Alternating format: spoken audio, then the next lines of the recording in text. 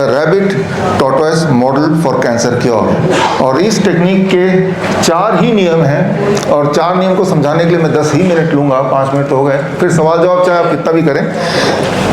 आप में से जो लोग जो कैंसर पेशेंट हैं, जो मुझे लाइव सुन रहे हैं, या उनको बता दिया गया कि कैंसर पेशेंट हैं, या ट्यूमर है, या फिस्टूला है, या फाइब्रॉइड्स हैं, या फॉर दैट मैटर हर्निया ही है, या सिस्ट है, कोई भी आउटग्रोथ हम बोलते हैं, कोई भी ऐसी चीज़ जो बॉडी में नहीं होनी चाहिए वो कहीं इकट्ठा हो गया है, तो अगर है तो आपके लिए ये 4 नियम बहुत ही आवश्यक है समझना।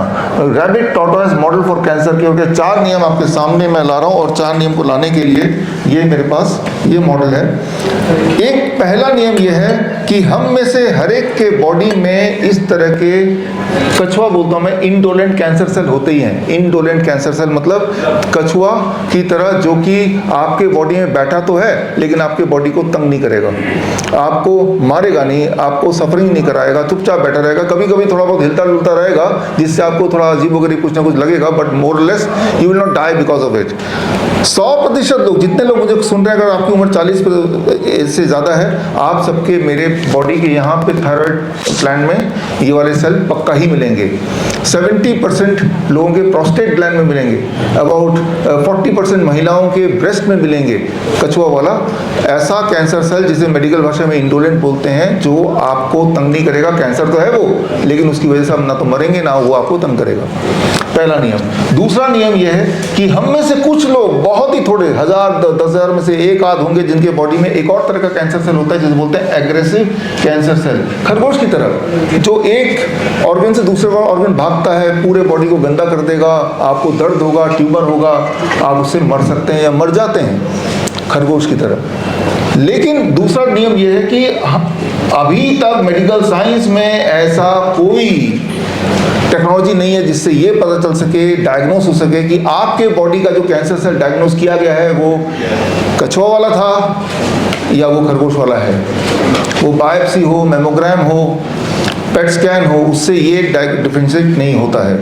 उसके मैंने टोटल 250 एविडेंसेस में दिए हैं इस किताब में, इस वक्त आप देख सकते हैं। जो लोग यहाँ बैठे हैं उनके पास तो किताब है हाथ में, और जो लोग यहाँ नहीं हैं तो ये लाइव लिंक में जाके, ये लिंक में जाके अभी आप देख सकते हैं 250 एविडेंसेस कि कोई भी ऐसा डायग्नोस्टिक टूल नहीं है जिससे ये समझ आए कि आपका जो कैंसर सेल है वो कछुआ वाला है या खरगोश वाला है।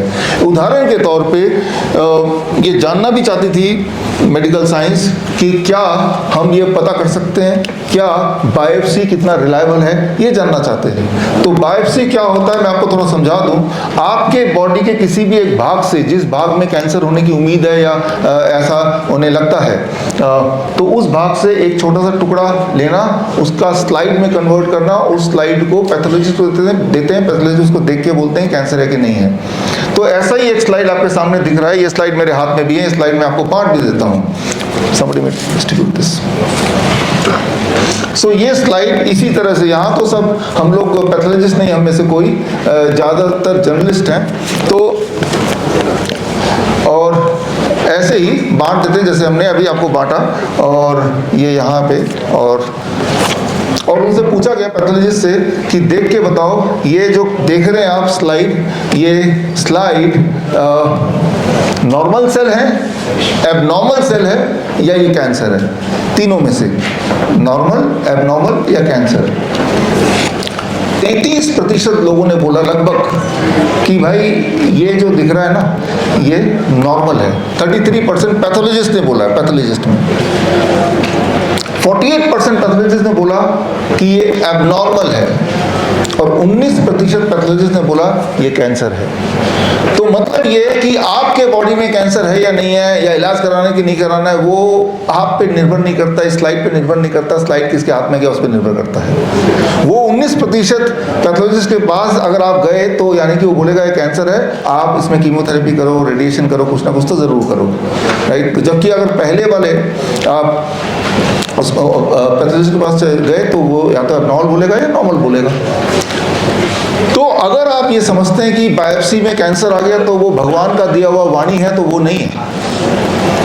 तो ये भी डिपेंड करता है कौन से पैथोलॉजिस्ट के पास गए हैं। ये तो सिर्फ एक उदाहरण मैं दे रहा हूँ। तो ये है मेरा दूसरा नियम, जो दूसरा नियम मैंने आपको बताया, और इस नियम से biopsy is not level at all, और लेवल तो है ही नहीं, लेकिन बायोप्सी जब कराते हैं तो पेन होता है, सीवियर ब्लीडिंग होती है, इन्फेक्शन हो जाता है, वो जगह पंचर हो जाती है, मौत होती है, डेथ होती है 0.1% लोगों की बायोप्सी कराते कराते, किडनी पंचर, कोलोन पंचर, या बायोप्सी की वजह से ट्यूमर ग्रोथ बढ़ जाता है।